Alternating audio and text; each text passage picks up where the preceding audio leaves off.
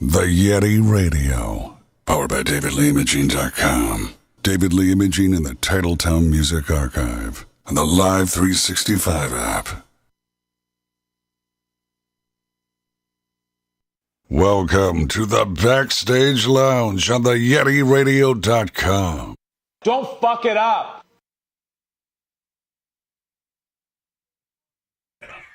Welcome to YetiRadio.com. Live in the Backstage Lounge with MAGNUM AXXE. We're bringing the axe down today, baby. And live right here on Twitch, YouTube, iVlog.tv, Kick.com, and Facebook Live. So check it out anywhere. Go to YetiRadio.com, click on the live show tab, and pick your poison wherever you want to watch us from. But here's a little MAGNUM AXXE and Eyes of Destiny on the Yeti Radio in the Backstage Lounge.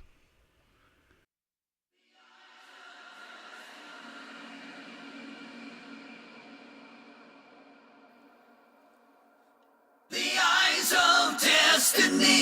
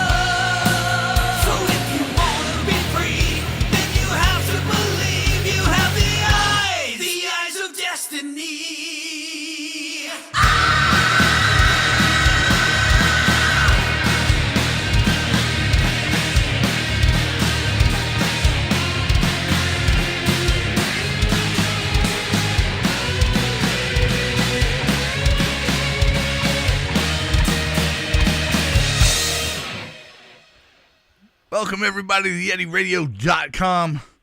Live in the Backstage Lounge, we have MAGNUM AXXE. Welcome, fellas. Hey, how you doing? Thank you, Yeti. Thank you, Yeti. No, very much. Yeah. Thank you for having the interest and wanting to come. That's right on. it's a lot of fun, and thank you for doing this. No, It's an most honor. definitely, absolutely welcome. This is, like I said, there's I think futuristic perks to this, and I have a friend that's going to be doing some stuff out of state that he and his business partner like what happens here. So Nice. we're Nice. going to get we might get a push. It's not for a little while yet, but fingers crossed that this blows up for everybody. Awesome. We get to have a lot of fun. But, so, how long has Magnum AXXE been a band? Magnum AXXE. By the way, my name is Horace Miller. Yes, I am the yes. founding member here. Okay. I decided to branch out and just start a side project. I reached out to Barry, who I've known for, I guess, about a year before. And he plays drums. And so we started this little adventure. And lo and behold, Barry knew a couple of other participants here, Mark and Jim. So, yeah, we became the nucleus of this, and that's to put it in a nutshell. Okay. That's awesome. And we have Mr. Mark Keller and Mr. Barry. And then Mr. Jim over there on the bass. Hello. On the bad boy bass. On the bad boy bass. Yes. That's a very beautiful bass. I don't leave home without it. Can I touch it? You must.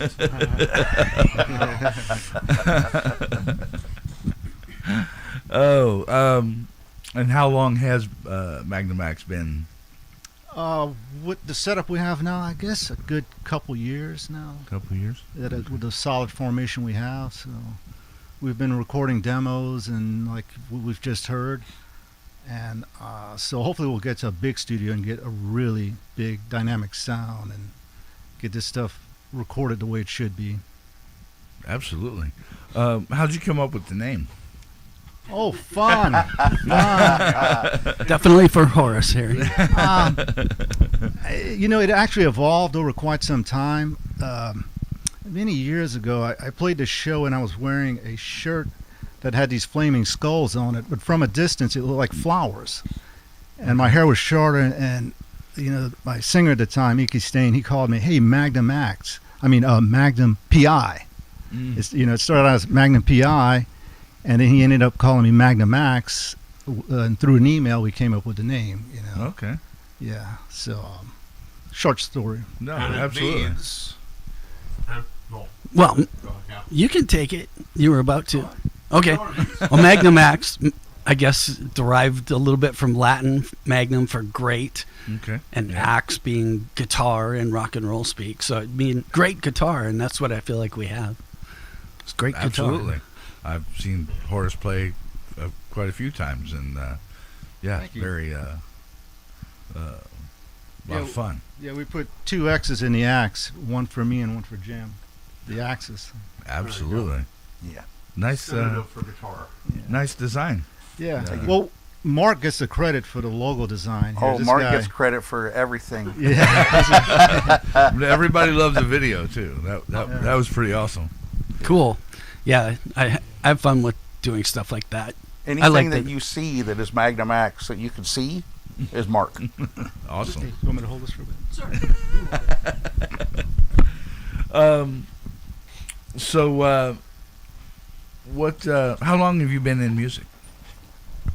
Well, I feel kind of silly saying, yeah, I've been doing it for 55 years, quite a few decades, let's put it like that, Okay. in the scene and stuff. So I started really young. I was probably about like this tall, maybe like that tall, I'm doing hand visuals here. I don't know if anyone on the radio could actually see this, but Live camera. oh, right on. Cool. So yeah, I've just always loved heavy metal and the guitar and just playing and It's playing always live. been the guitar for you. Yeah. Okay. Yes.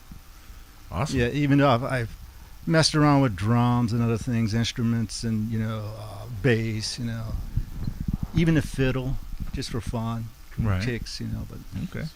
That could be fun. Fiddling around.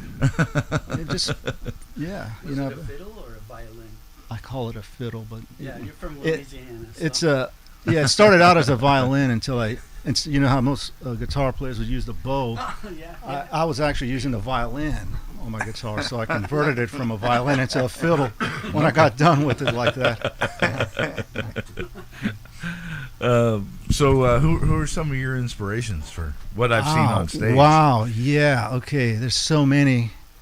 My all-time favorite, Randy Rhoads. It starts way back then with the 80s and that Eddie Van Halen, Tony Iommi, Black Sabbath, of course, all the stuff Ozzy did, J.K. Lee, Zakk Wylde, Yngwie Malmsteen, Boston, Ted Nugent. I mean, that whole era back then just influenced me so much, because it's like all these great players just hit all at one time, and it just disintegrated my brain back then, being young. And it's like, wow, this is incredible, and it was great inspiration, trying to play and, I gotta try and be at least decent on guitar, That's what I felt like I sounded, when you're comparing yourself to players of this stature and stuff. So, yeah, so it was challenging but fun, and, it was always an outlet and a way just to express,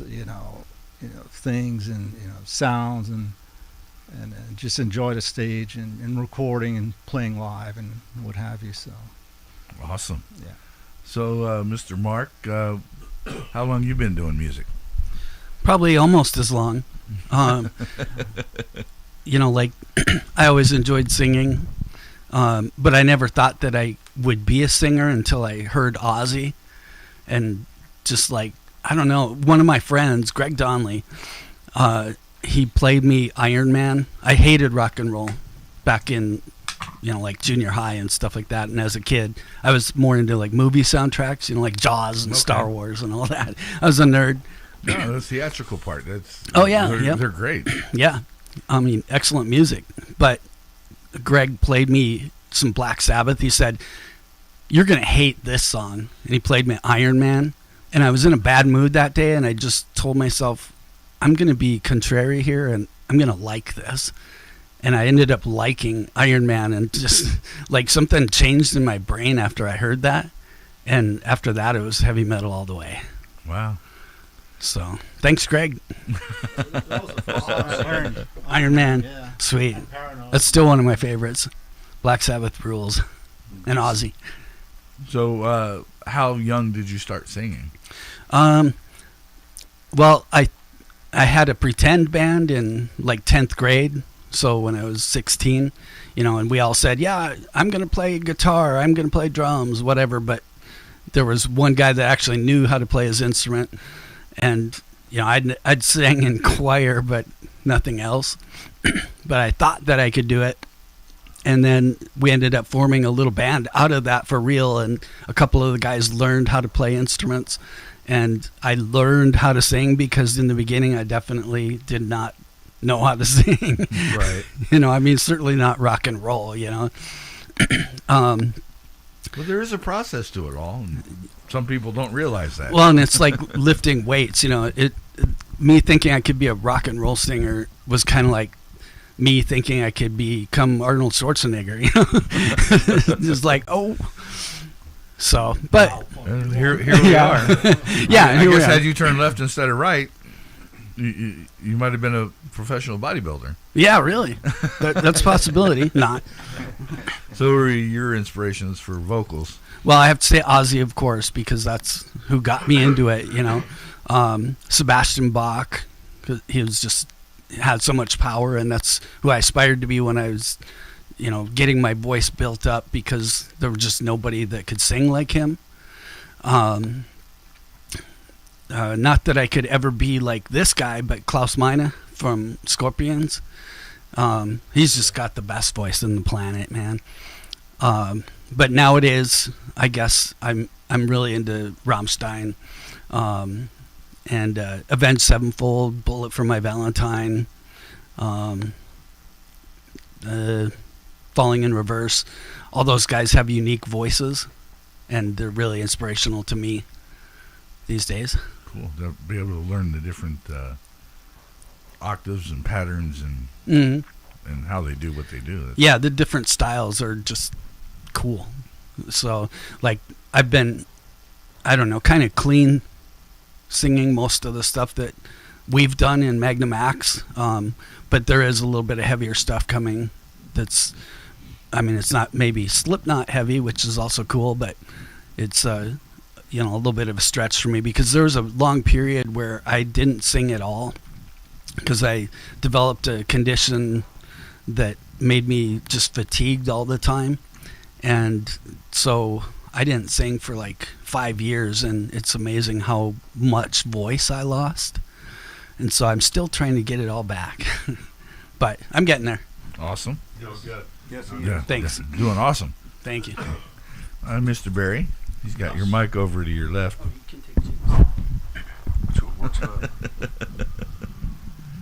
There's 50 feet in there, so. You run down to the park. I basically started off as a Kiss freak. My first rock album was really Boston, the first Boston album, which is obviously great.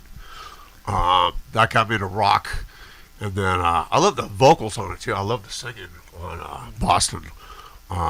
That's really great. But yeah, once my buddy brought Kiss Live 2 to grade school, he opened up, the album, and you see that larger than life, all the guys up on the platforms, confetti, fire, explosions, excitement. You can just feel excitement just from that picture. I was hooked on rock. I mean, definitely hooked on rock. So, I like Peter Criss a lot. I think he's a little bit better than people say he is. He's a good drummer. But my influences like Horace went all the 80s hard rock bands, man. Pretty much everything that I considered to be, just good, hard, heavy rock. Yeah, Kiss. I forgot to mention him. Yeah, Ace yeah, Frehley. yeah. Ace Frehley, I thought was right. an awesome lead guitar player. He just threw in these awesome leads and these, pretty kind of, early on, kind of simple songs, but he just put in these fucking badass. Yeah, he was little always leads, underrated, I thought. Ace Frehley. He had his own style too. I actually got to meet Peter Criss once. I was a busboy in a restaurant in California where I grew up, and he came in with his wife, and I told the general manager, I'm a Kiss freak. He goes, yeah. I said, that's Peter Criss right there, the drummer for Kiss. You got to let me have that table, and he did. And he was really cool, and his wife was really cool, and so I was cool. I've been blessed to meet a lot of cool rock stars, but they always tell you, just go for it, you can do it if you want to do it. Just go for it, try, just do it. So there's so many drummers I could name, but all the good heavy rock drummers from the 80s pretty much into the 90s, 2000s. I like Scott Travis a lot too on drums. Ken Mary from Fifth Angel and Flotsam. Even the other drummer from Flotsam, I can't think of his name right now. He's really good too, but that's it basically. I've been playing drums since I was like about 7. It's always been drums? Yeah. My dad brought a drum set home when I was about 6, and my mom said I took it over, and my dad just like threw up his hands. But my dad used to jump on him and just like do these big jazz, like Buddy Rich type jazz type solos, and just to have fun, when he got home from work. But I wound up taking over the drum set though. So, I've been playing for a long time. I took about 10 years off to get married and raise a family, stuff like that. But she left me, so I had to get a new big drum set and put it right in the frickin' living room of my house. So yeah, absolutely. That's the first Why thing not? I did when she left. I got my drums back. So. I got some drums again. Party on.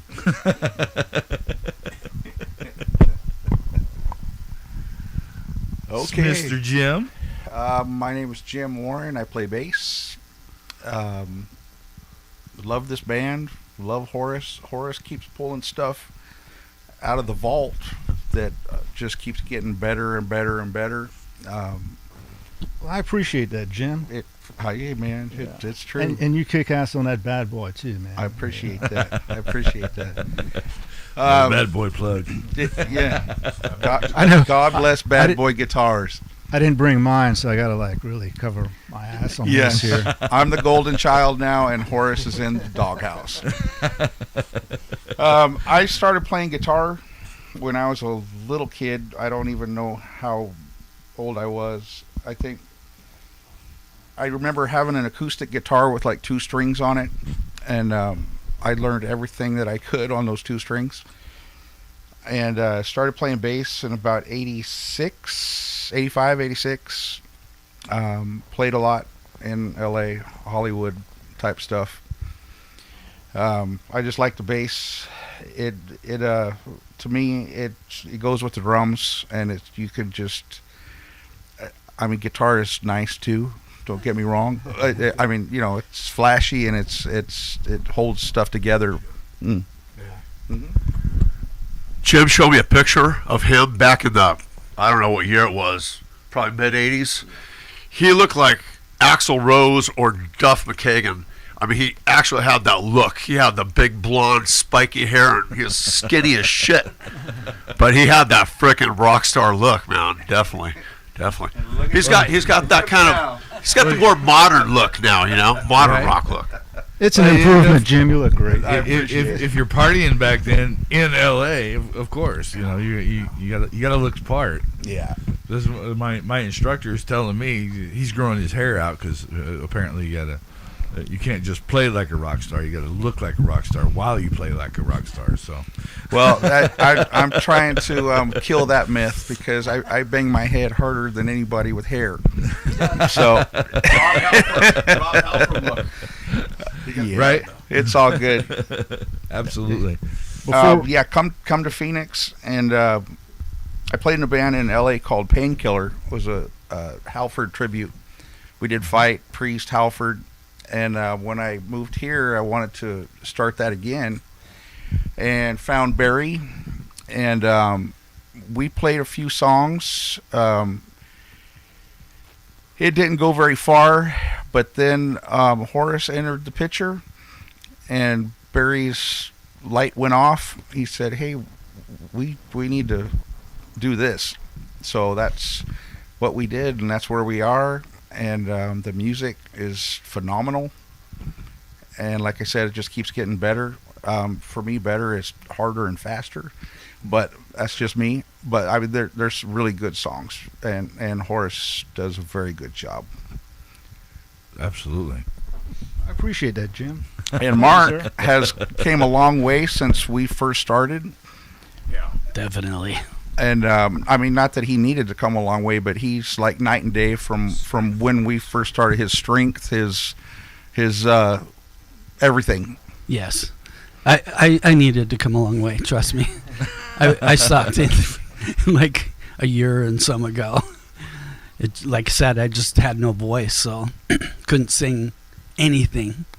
But It's coming along. I still think of myself as a work in progress. So. Awesome. Oh, and by the way, just real quick, I need to add Dio was a major influence. I can't let that go. Oh, yeah. Thank you. No, you somebody might get mad at you for letting that go. We'll jump back to you. What are some of the what's a highlight or two in your career as a musician? Oh gosh. Well, playing in this band has been a major highlight because I didn't think I would ever do it again. I mean, that might not be a big achievement for anybody to just say, yeah, I'm playing in a band, but for me it's, wow, I'm playing in a band again. I never thought I'd be able to do this or find people that I would get along with this well, because I was in a band called Ransom back in the early 90s, and we toured in the Midwest, about a quarter of the country, and had a lot of great times and cool stuff happen. And I never rejoined a band after I left because my fiance at the time was sick and we didn't know what was wrong with her, and I was out of town for 3 weeks out of every month, and so I was thinking, I can't be away because I'm going to come home and find her dead, Right. So after I left, I just never thought I would find great guys like this again, but I have. So to me, this is the highlight. Seriously. Awesome. Horace? Wow. Okay. Yeah. You can't. There's 50 feet in there. You can pull some more of that out. Yeah, I guess there's a whole bunch of little ones here and there, playing shows. opening up for heavy hitters and things like that. Some fond memories I've recorded with like Jimmy Bain, the late great Jimmy Bain on bass. I did a project with him. Awesome. I've laid like some rhythm tracks that George Lynch ended up playing on, and things like that. So those are fun little highlights and stuff. And of course, like Mark was mentioning, Magnum AXXE. This is it. Yeah. This is the final upshot. It is very awesome. Thank you. Absolutely. Mr. Barry? I was in a band named New Jerusalem, and we actually played the Phoenix Memorial Coliseum, which is pretty amazing. It was basically a Christian battle of the bands, so there wasn't a lot of people there. It wasn't a jam-packed crowd, but it's just cool to play there. So that was kind of neat. Plus, I grew up here until I was about 7, and we used to go to the basketball games here and the hockey games and shit. So that was cool, just being able to play there. And then also getting back into a good band again, which is really cool. Yeah. Another good band. So, yeah, absolutely. I was in one really cool band in California that I loved. That was my main band back in California. We were named Overload, and it was pretty cool. But our bass player ran into a tree in his vehicle, so he broke his neck and he was paralyzed. So he lived another 11 years, which is really cool. But that it was never the same after you lose your original member on bass. Me and him were tight, and musically and friendship wise. But yeah, so I'm just happy to be in this band. Yeah. Hell yeah, for sure. Always looking forward to more music coming from you guys after everything you put out so far. I'm just like, wow, keep coming. And like I said, we got some stuff coming up it's in the works here. It's gonna just melt your face pretty much. It's good stuff. Awesome. It's leaning more towards the heavier, faster stuff, But we're not just doing it just to be heavier or faster. It's just like It just comes out. Yeah, it's kind of the way it evolves. It's pretty much like when we're rehearsing. It's like Bob Ross painting, and he hits these little happy accidents and stuff. That's pretty much what our rehearsals are. Happy accident. That sounded good. Right. That's the nail on the head right there. Yeah. For a song, Happy Accident. Happy accident. That's the next one. Yeah. Yeah. It all ends up being a part of a song, Even if we're just goofing around, somehow something comes out of it, And then, I understand that. There's another one for you. It's live, because when you make mistakes and it's live, you make mistakes. Oh, yeah, and people get to see them. And that's why, because I've had people want me to record it and chop it up, and I'm like, it's not this. It's real. And when I watch videos and you can see the ticks from the cuts, it drives me nuts. I'm just like, ooh. I want to know what happened in between. Right. Because that's what makes it. But what makes it real. We're not trying to put necessarily a product out. We're trying to put out product information. And without everything, you lose a lot of the information. You got something, Mark? No. I just want to say, I also got to play the Mason Jar once. That was cool. Because that was a classic venue in Phoenix, back in the day. Absolutely. So, actually, I do have another highlight just because it just came to mind. We in that band Ransom, we were going to open for the old and venerable Iron Butterfly. Inagara Davida, baby. But our guitar player, Josh, knew these guys were partiers, and he convinced them to let us be the ending act. And so Iron Butterfly opened for us. It was pretty sweet. That was in Billings, Montana. That's interesting. Wow. That's very interesting. Fun. So I guess that was kind of a highlight. He used to do stuff like that all the time. We got other bands to open for us. He was funny. Cool. Jim, you got any highlights? Oh, highlights. Every show is a highlight. Oh, well, It's a highlight absolutely. reel, hopefully.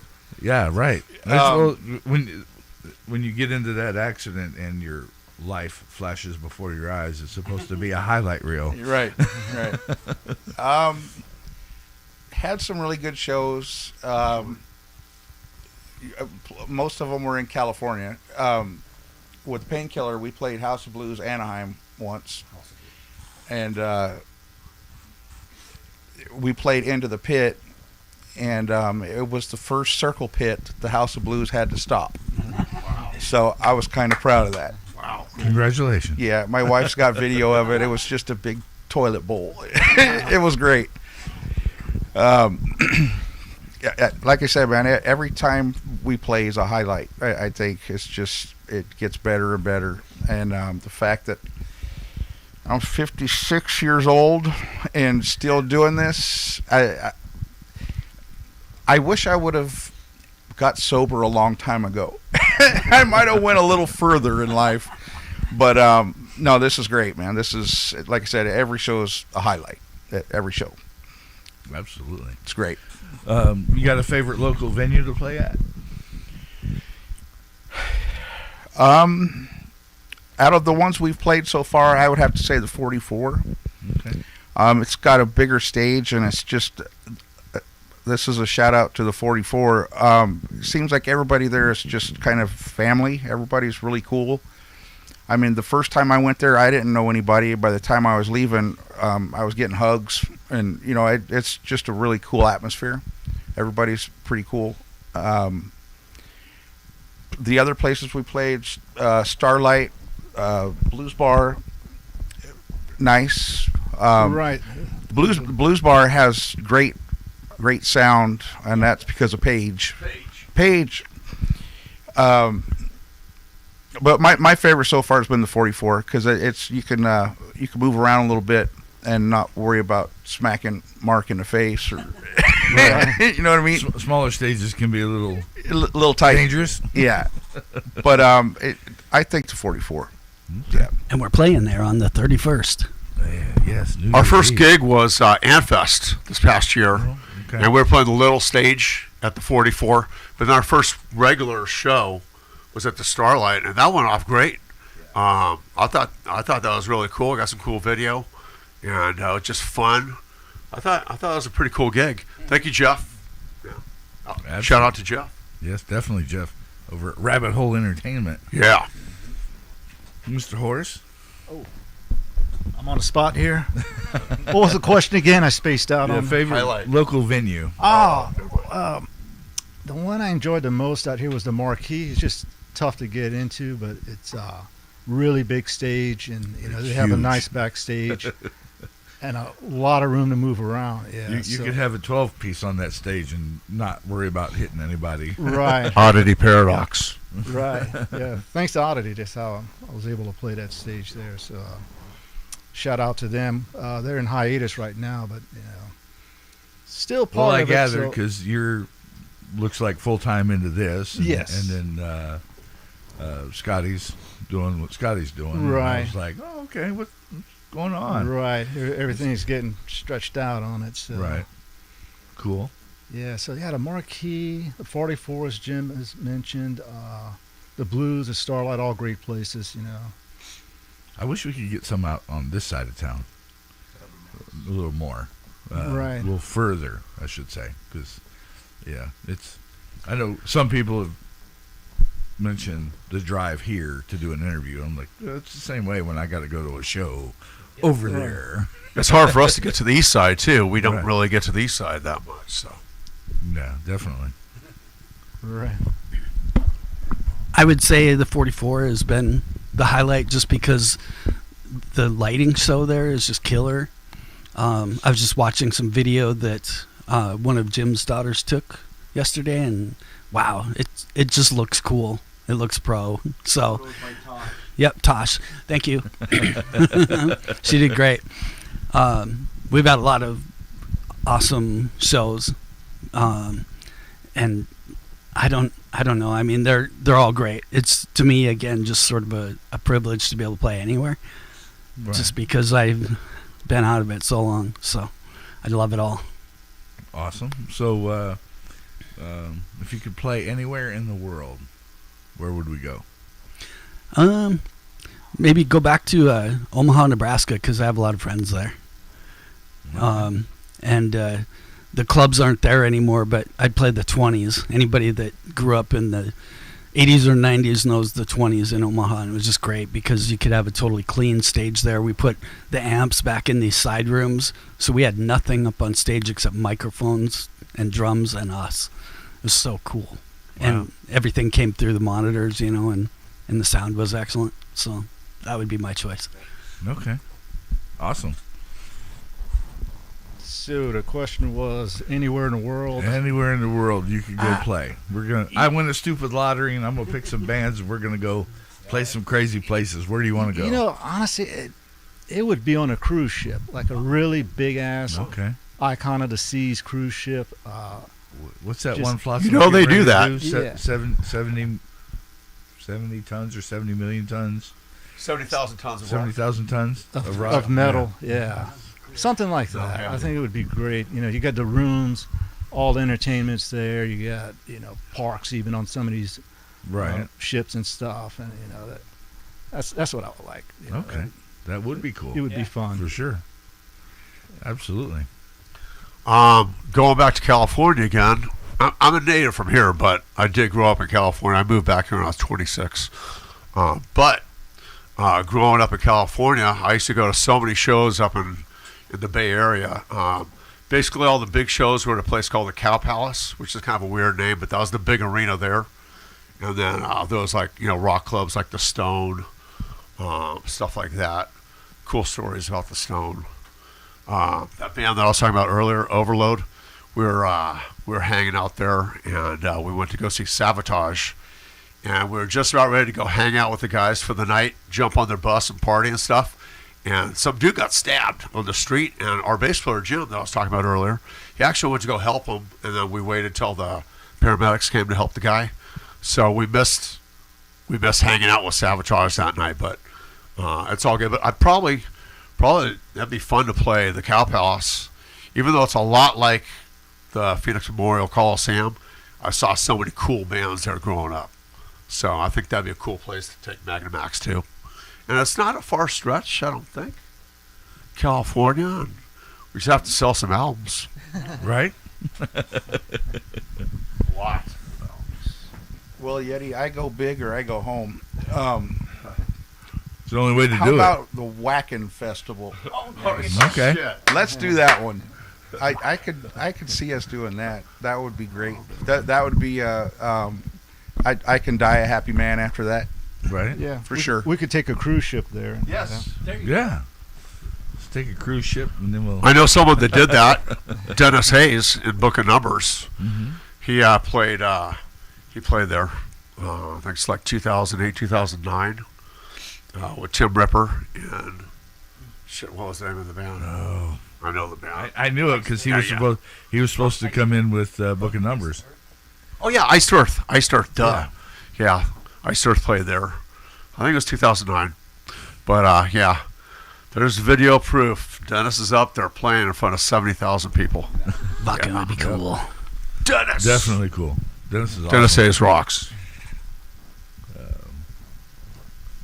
It's funny because he didn't, for whatever reason, he couldn't be here for the interview when I did Book of Numbers, and then I got to see him. Traffic. Yeah, probably. But no, it's awesome. Some of those festivals are just insane, and I would love to be the guy to be able to start plugging people in and sending people places, but yeah, I haven't had that kind of luck yet.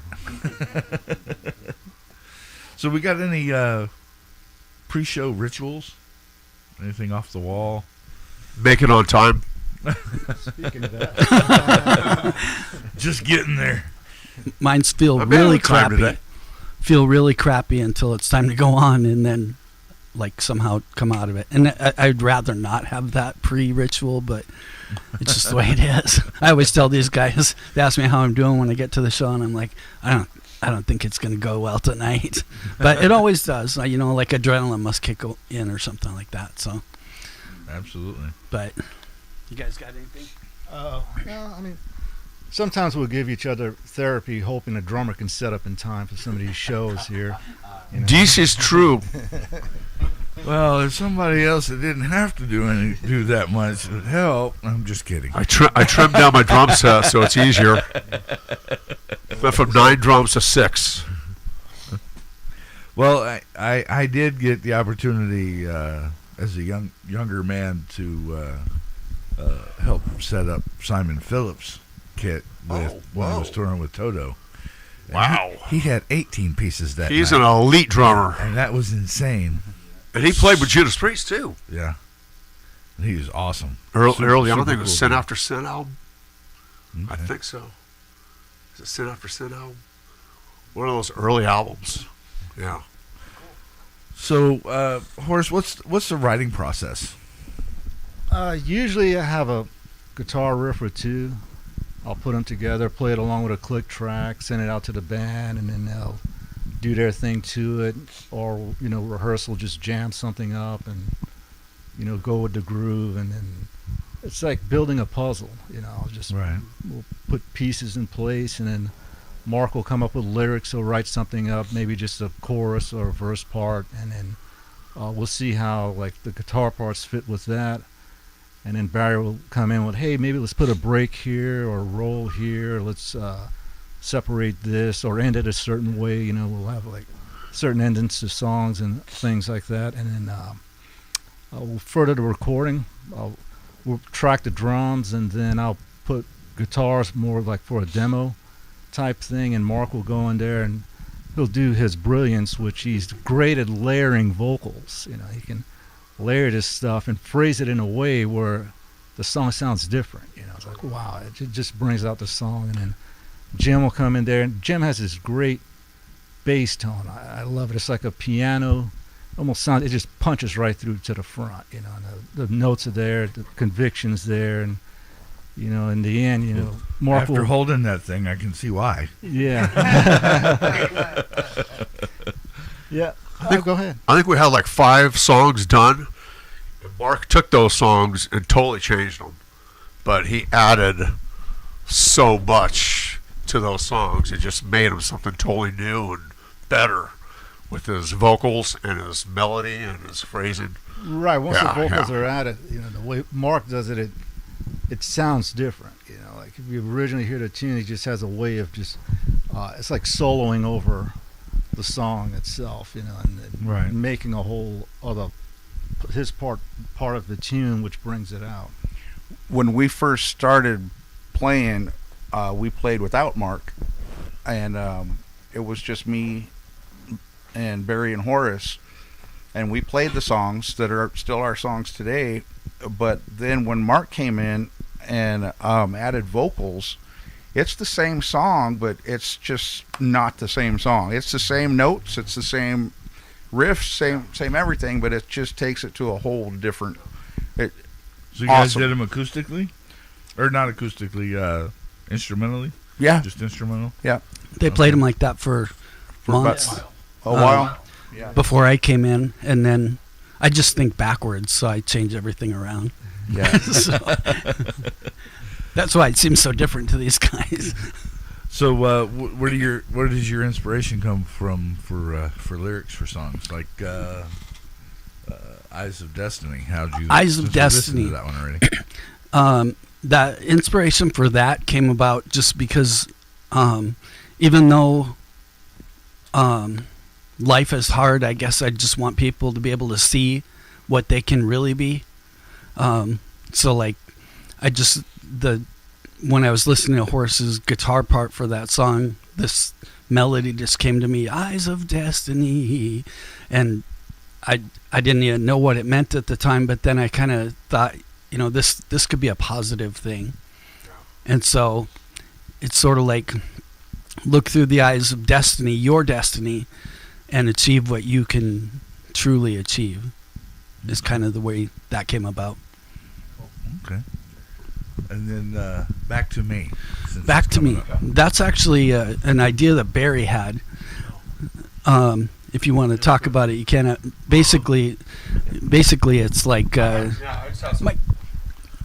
just kind of had some lyrics for the song that I kind of wrote down. I thought would fit cool, and Mark didn't do it exactly the way I wanted to do it, but he did it his way, which sounds great. So, you guys you'll be hearing it in a couple, I guess. Awesome. Yes. We will go ahead and break for the... It's about an X, right? Right, Mark? Any X's. We all have X's. Yeah. So we all have them. Don't forget the cat. Yeah, the cat doesn't reach you back either. The cat thing's fucking awesome. You got to listen till the end. You got to listen till the end, but the cat deserves recognition. Wait for it.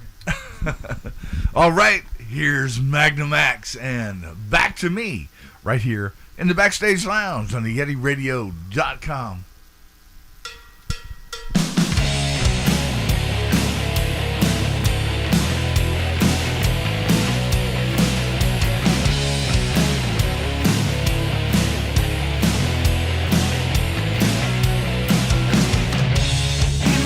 Walk down on me when I needed you so desperately.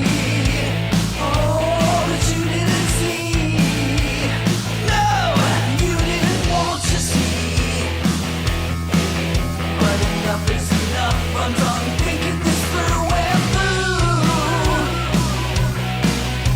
It's time for me to say goodbye to you. Come running back to me. Walked away, but there's nothing you can say to make me want to stay with you.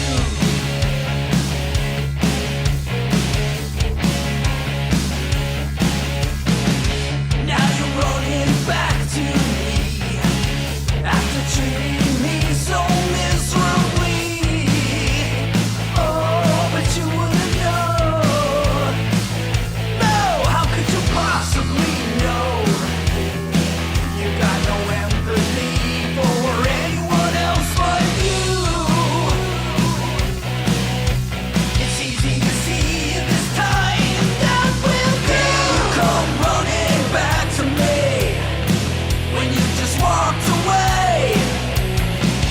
But there's nothing you can say to make me wanna stay with you.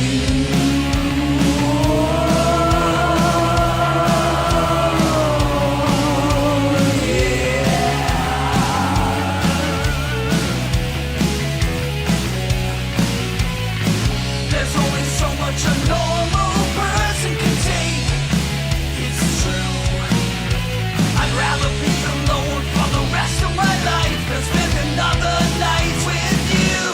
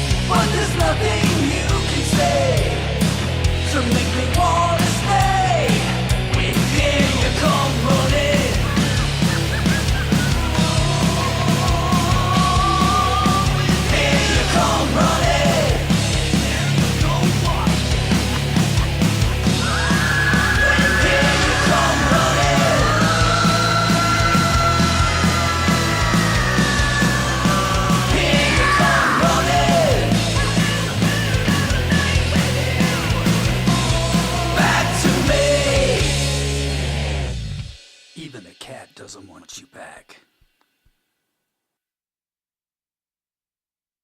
Welcome to the Backstage Lounge on the YetiRadio.com.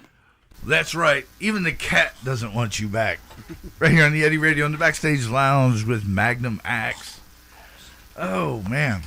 So everybody having the experience of the music industry in the 80s and the 90s. And then technology took over.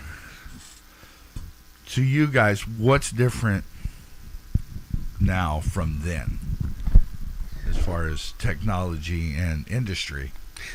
Definitely the ability to do a lot more by ourselves, like recording, for example. You know, back in the 80s or 90s or early 2000s, even if you wanted something decent sounding, you had to go into a studio. Whereas now, like the stuff that you've been playing, that's all on our computers that we do ourselves, and it sounds pretty good. I mean, it's probably not studio quality, you know, like if we spent a few $100,000 or something like that, but you can definitely do so much by yourselves now. And like the promo commercials that I have done and things like that, you know, that's just all me on the computer and influence from these guys or ideas from those guys. And you know, you couldn't do that before. You'd have to spend so much money, and it was right, you know, not possible. So just like what you're doing right now, you know, you've got your own radio station. That's cool. The radio station doesn't exist anymore. Well, after 12 months of paying for it and not getting what I felt was enough listeners to substantiate the cost, I just brought it back down to just the show and then the interviews. Right, but you couldn't do that before. Oh, no. You know? So you've got the ability, even though you don't have to spend tons of money, you can still reach people. Yeah, definitely. I thought it was really cool that Apex Nemesis got on Pladio. It did pretty damn good. Very, very damn good. They kicked ass, Yeah, man. That was very cool. much so. Shout out to Apex Nemesis. Absolutely. And I used to roadie for him or help out, you know. Awesome. Until I wound up with 2 bands and I don't have any time. Now I'm down to 1 again. Well, and big apologies out to them for all of my technical difficulties when they were here. So that was, luckily we've gotten that fixed.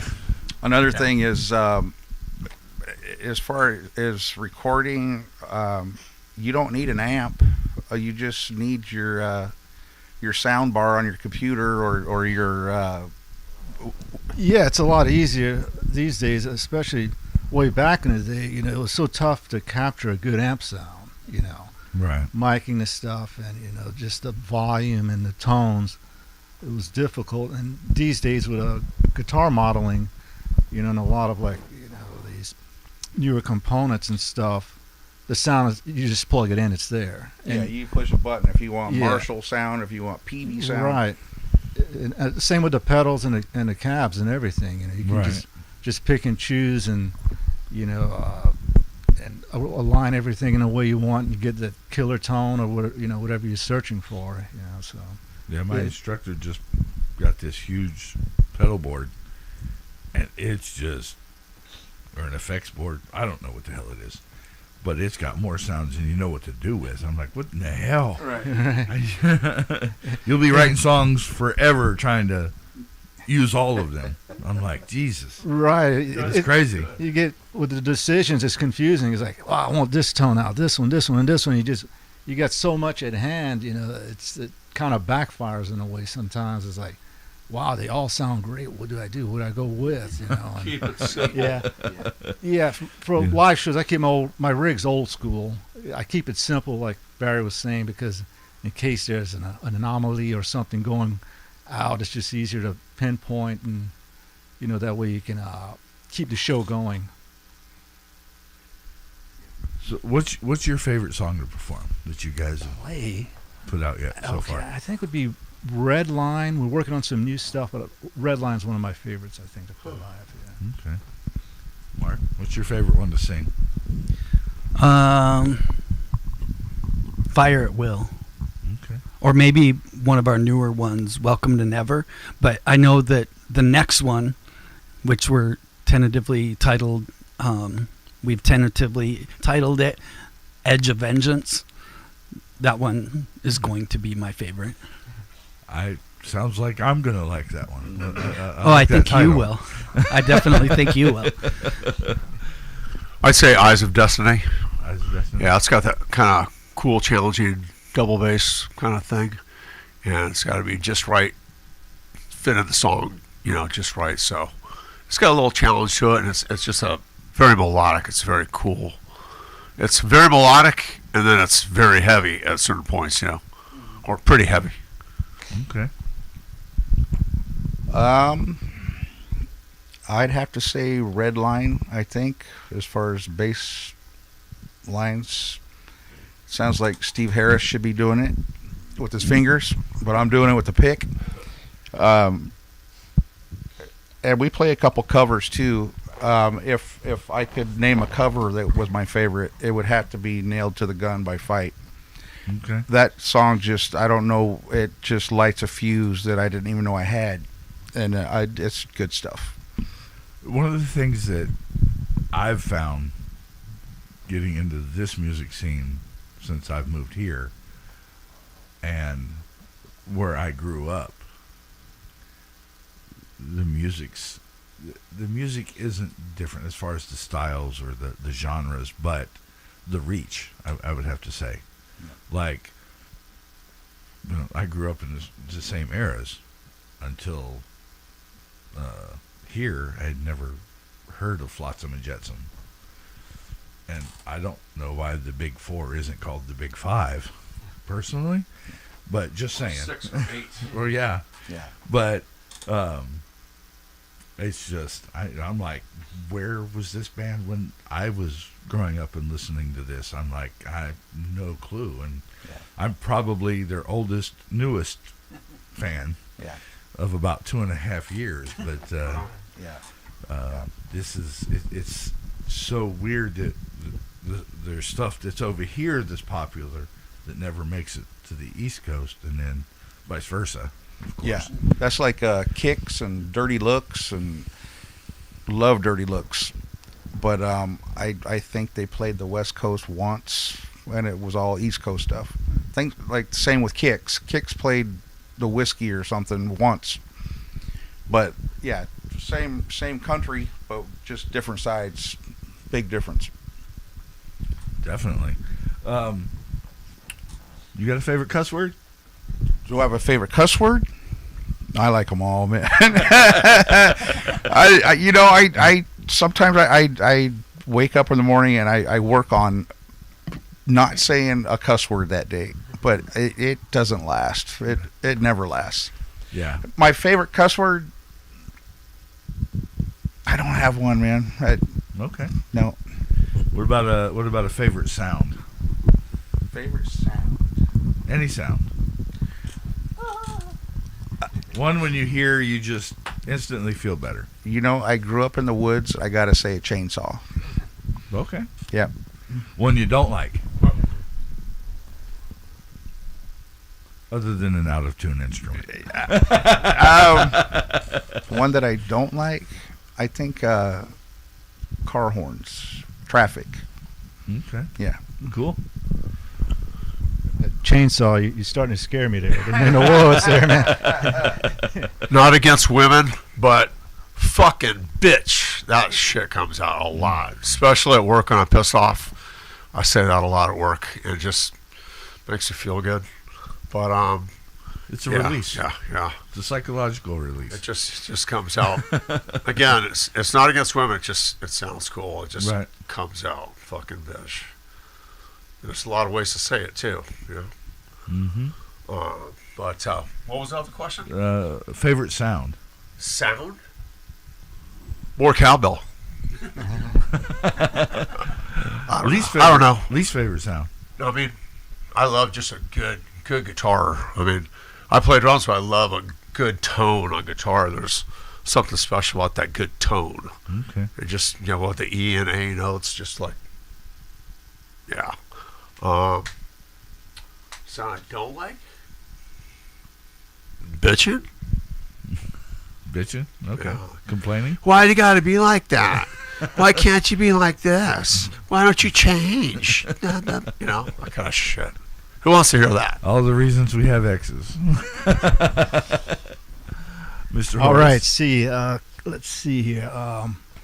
Words, my favorite cuss word. Gosh, okay. It's, I use these not often, but damn it to hell. Okay. I keep it clean so I could say it anywhere, And that's so. Fucking bitch. Favorite. Damn it, man. Damn it to hell. Right. Sound-wise, I think would be a Marshall 412 cab with the greenbacks. When you crank it, you get to a level where they sound so good. They're designed to be overdriven at a certain volume. Okay. And we've achieved that a couple times at rehearsal. Where I can crank it, but it's too loud. Oh, dude, you're too loud. Back off. But it hits that sweet spot. It's like, there it is. Wow. Yeah. And what sound you don't like? Probably feedback. Even though I do a lot. Good answer. Good answer. Yeah. I do tons of dive bombs on my guitar, but for some reasons, like if it's a feedback, it's like, Yeah. All right, favorite cuss word? I'd rather say fuck than sit, because everybody would rather fuck than sit, right? I mean, if you had a choice. Absolutely. So, favorite sound is anything that rocks. And then least favorite sound, anything that comes out of Taylor Swift's mouth. Oh, shit. Hey, my new cuss word is fuck Taylor Swift. What was that? A new favorite Fuck phrase. Taylor Swift. Oh, shit. Did you happen to catch the country mural in Nashville? No. Took her off and put Brad Paisley on. Or covered her up with Brad Paisley. I was like, oh, God, that's because she's not country anymore. And right. I was like, that's so epic. That's funny. I hope it's real. So next time I go through Nashville, I'm going to go find them all and look just to make sure. Somebody didn't Photoshop that shit. Yeah.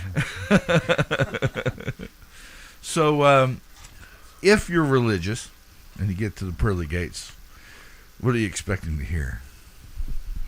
Dio. Expected to what? Expect to hear from being greeted. Like, almost didn't make it there, buddy. That would be mine.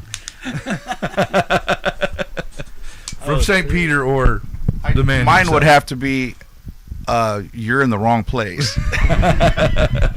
Crazy train. Barry? I'm not sure how to answer that right this second. That's the purpose in the interview and the question. I wasn't ready for that one. Exactly. You're not supposed to be. I don't know right this second. I don't know. Awesome. Okay, New Year's Eve, that's going to be at The 44. the 44. Anything scheduled after that? 9 o'clock. 9 o'clock. 9 o'clock for you or 9 o'clock for yeah. the whole show? Yeah. Okay. 8 o'clock starts the show.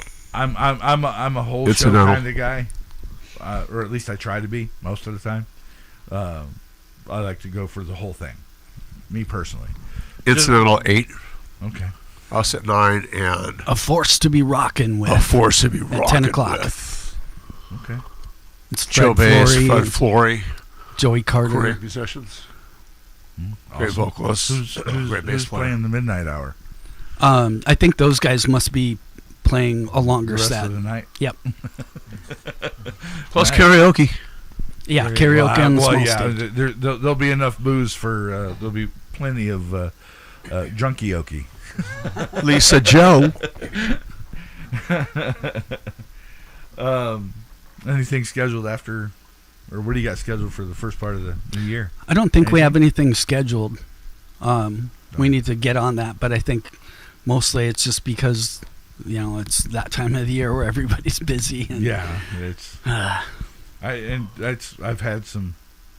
I've got one or two scheduled for the new year as far as interviews go, but this time frame getting people in, it was just kind of where can we squeeze these in? Because I know one that I did was kind of last minute, but just because it needed to be because of the events transpiring. So I try to be flexible and like we're here at noon and I'm like, oh my God, I'm still wiping the sleepy dust out of my eyes.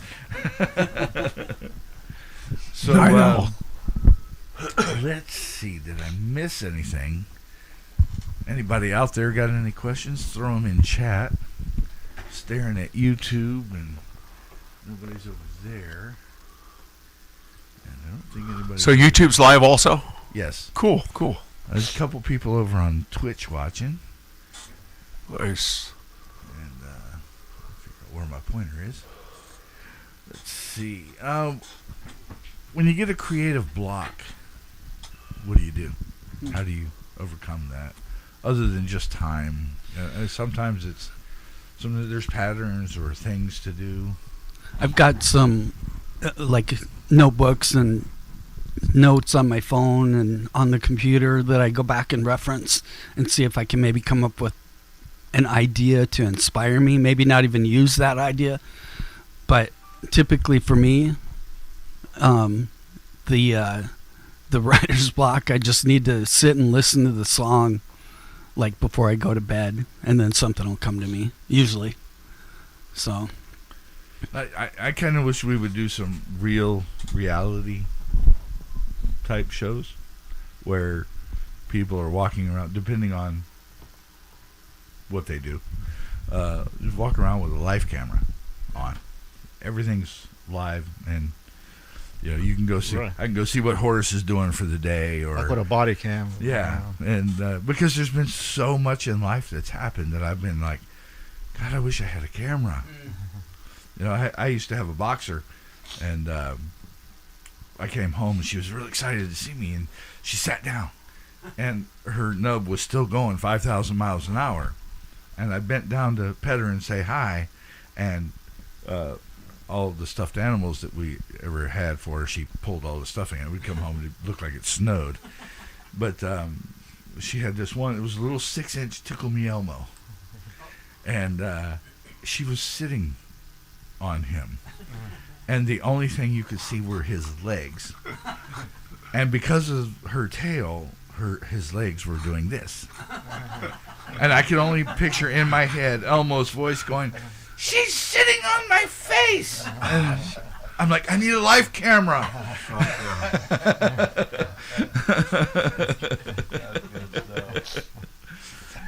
Sorry, that must have been Yeti snow. Yeti snow, huh? Right? Sorry, I got off topic. Horace, writer's block. Writer's block. Or player's block. I don't know if I could top that writer's block. Well, I'm going through it right now, trying to figure out something to say here. So I'm totally blocked. Sometimes on guitar I'll be noodling around and I just keep trying. Nothing seems to work.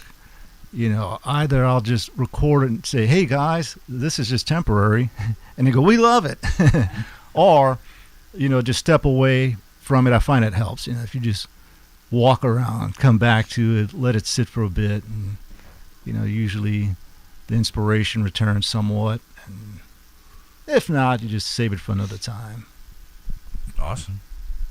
I just say time. Let a little time go by.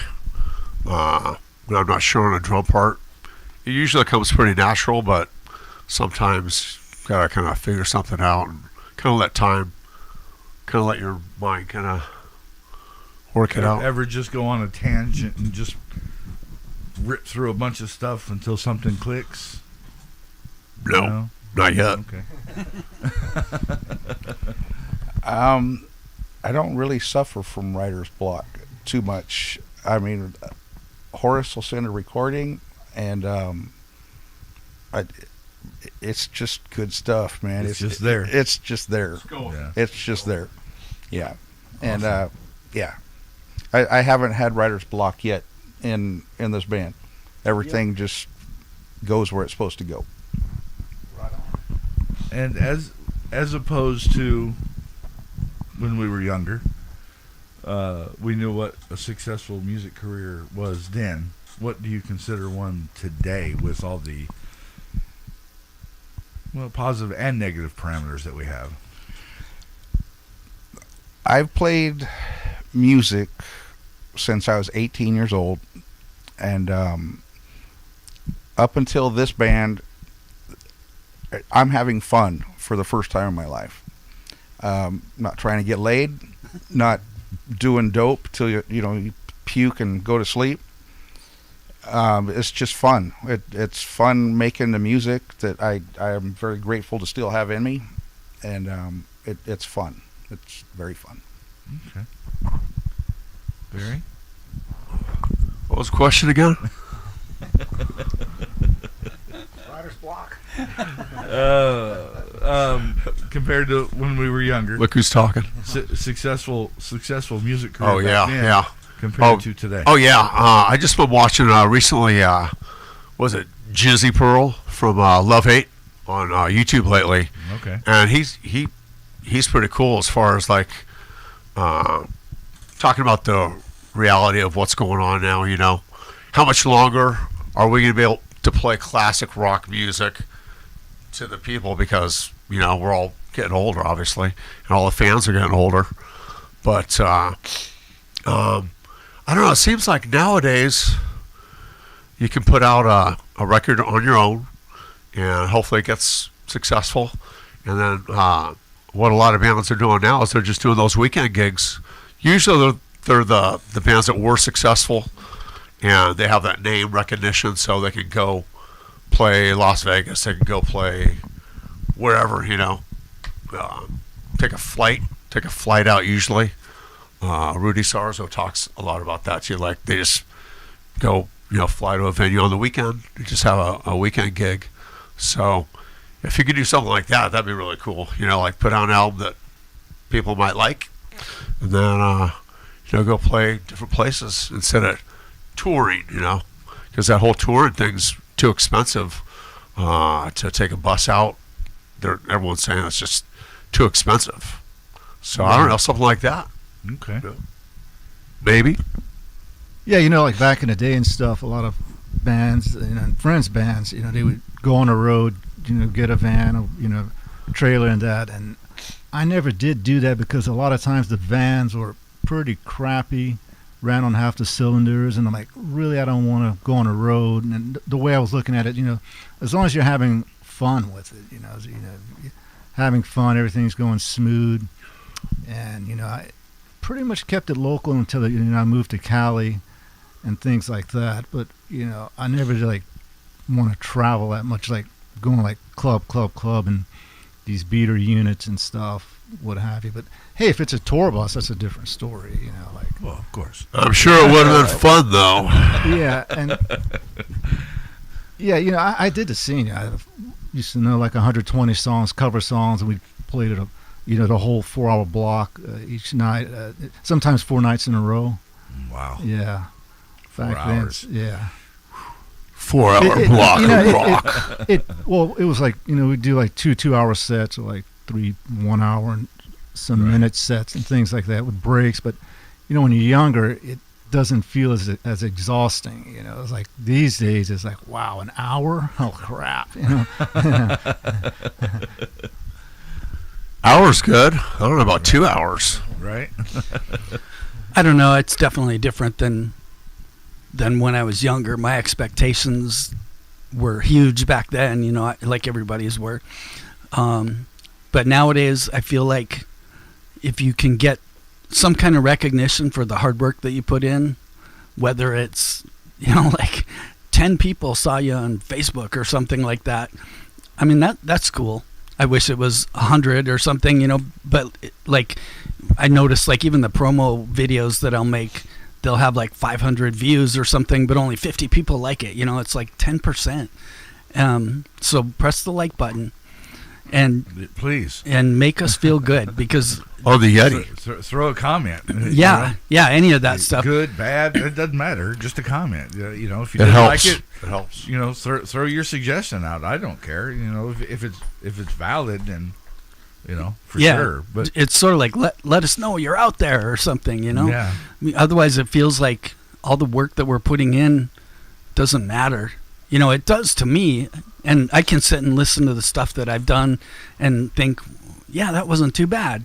and be happy with it. But it sure would feel good to have other people recognize it too. And it is great when people come up to you and say, wow, that was great. I loved when you guys played Eyes of Destiny or whatever, That's cool.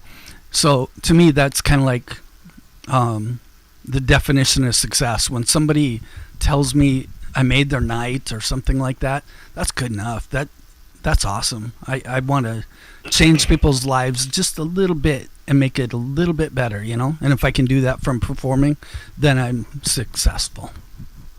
Well, I saw on some analytics here recently where it gave me a click count, a 1 second listen count or watch count, a 30-second watch count, and I'm like, seriously?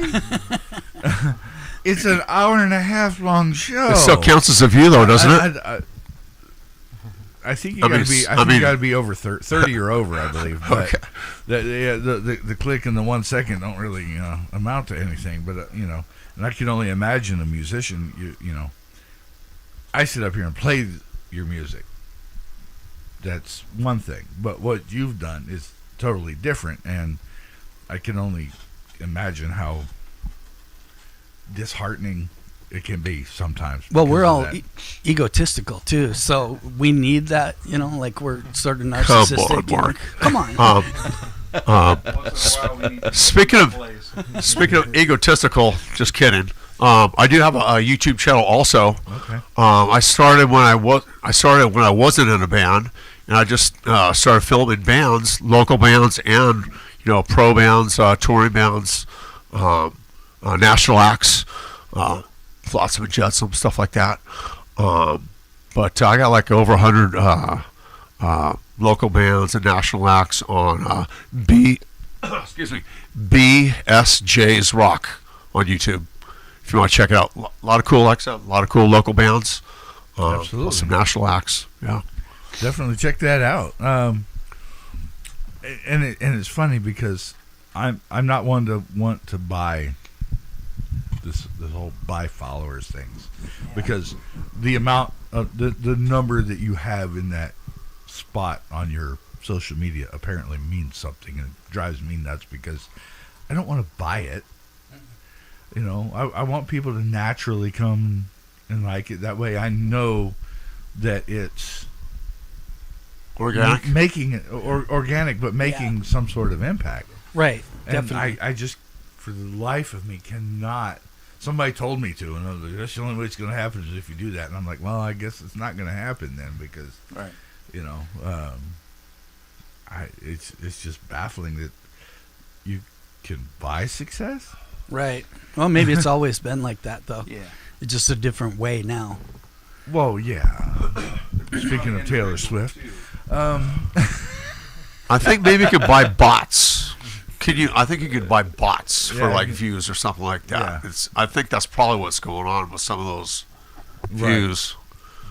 Right. And then YouTube, they have their own thing that they do, I think, as far as promoting and lifting up bands and what do they call that?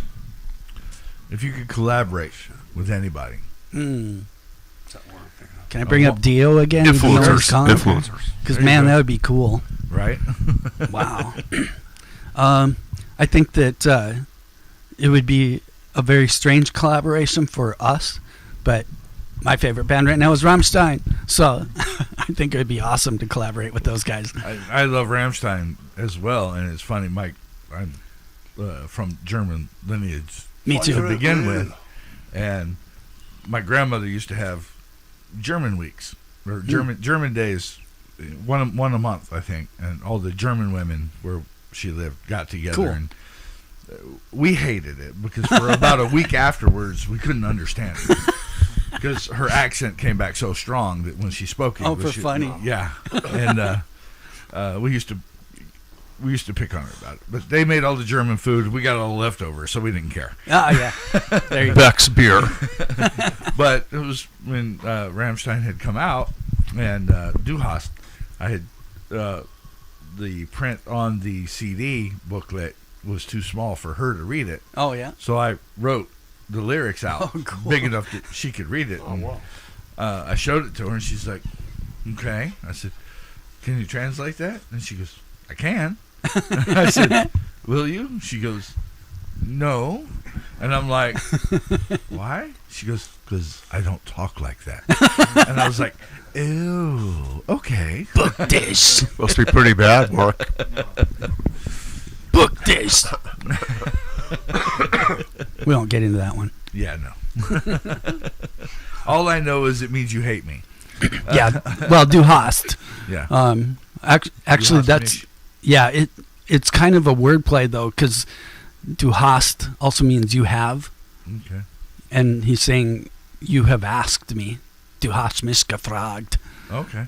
And it's a marriage proposal that he says nein or no to. But the du hast, if you put another S into hast, then it becomes you hate. Okay. But we won't get into Book Dish. That's Yeah. another song on that Yeah. same album. If you guys read our bio on MAGNUMAXXE.com, it goes into Mark saying that he likes to learn. One of his hobbies is learning German. So I know some Klingon.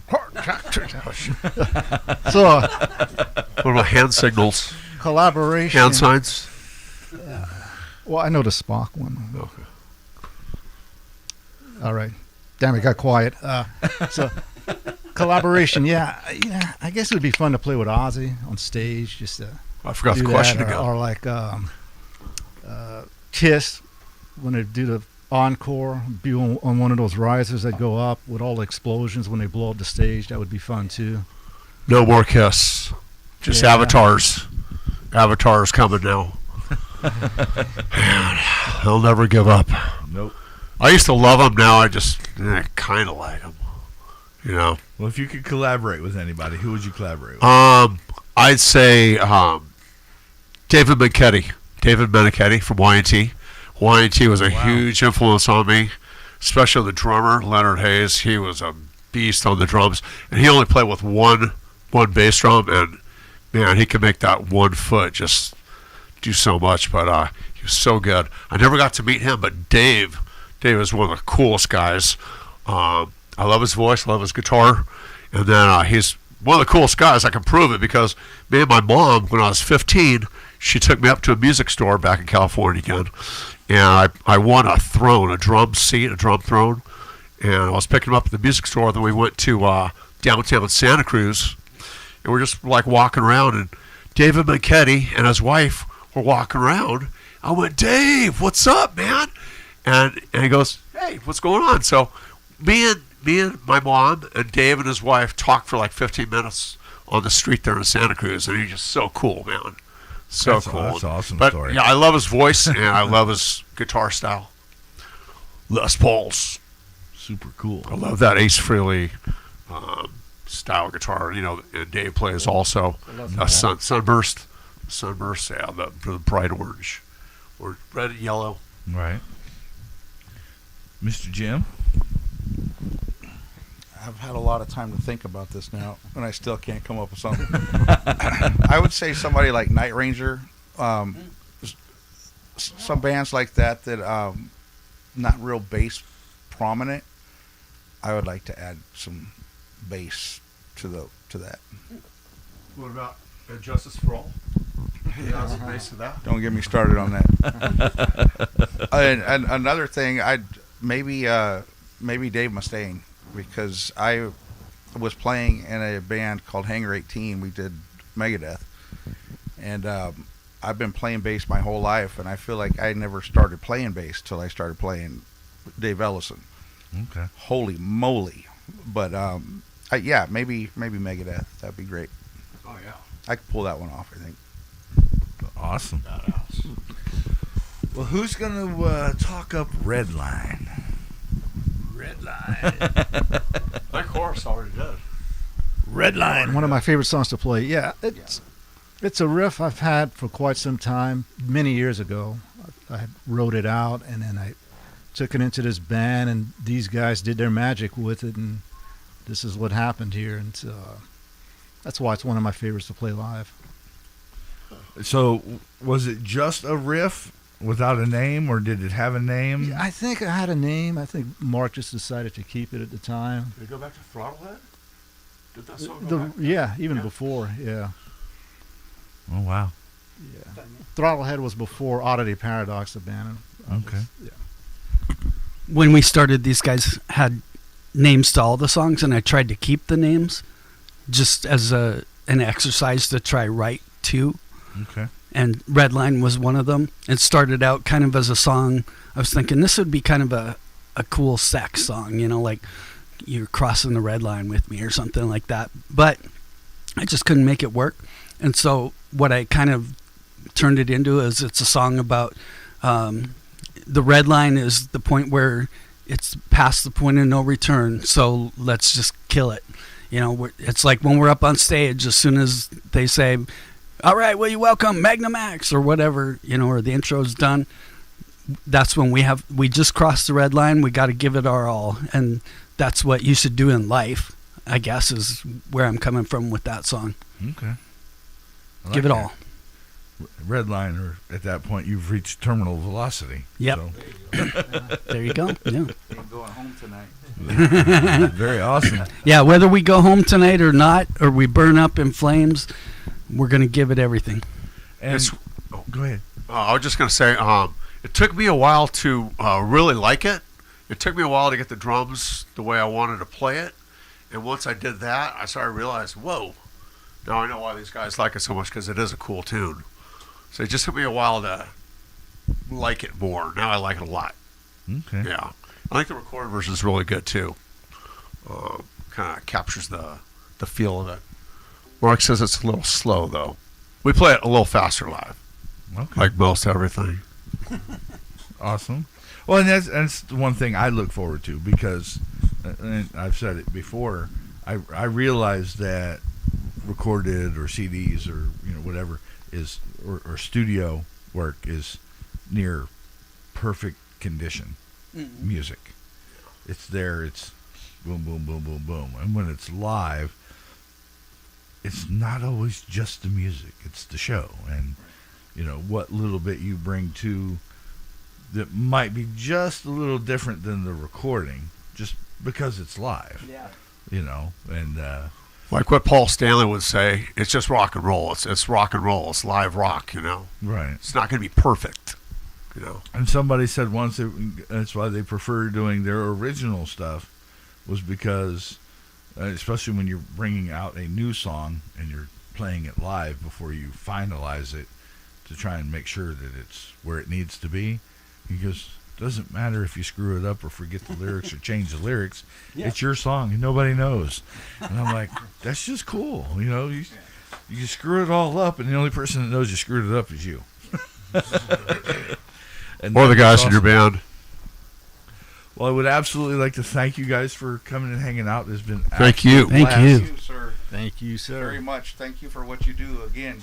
Ah, you're absolutely welcome. I've known Horace and Barry for a little while. This Magnum Axe coming out, I got to meet you two wonderful gentlemen, and Cool. this looks like it's going to be interesting. I'm looking forward to.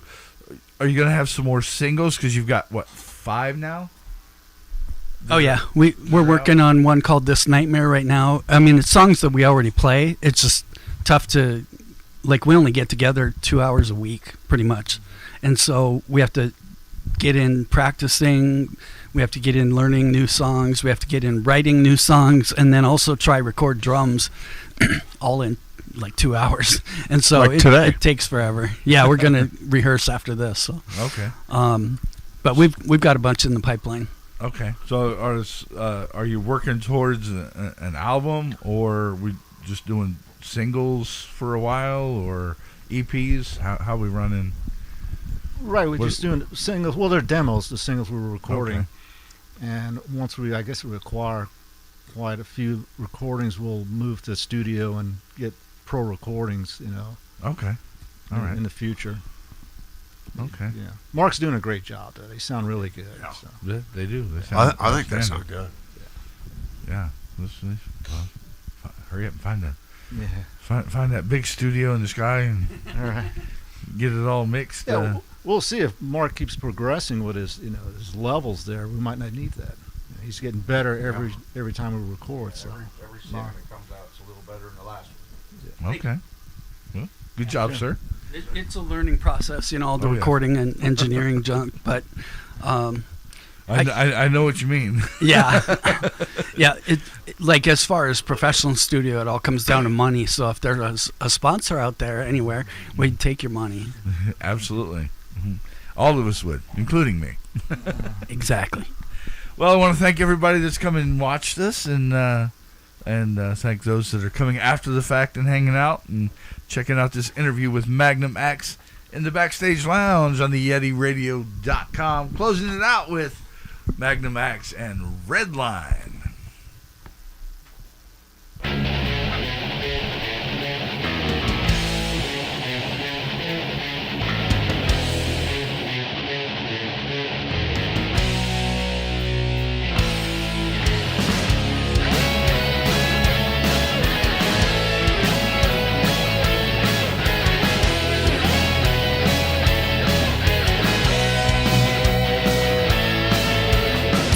Destination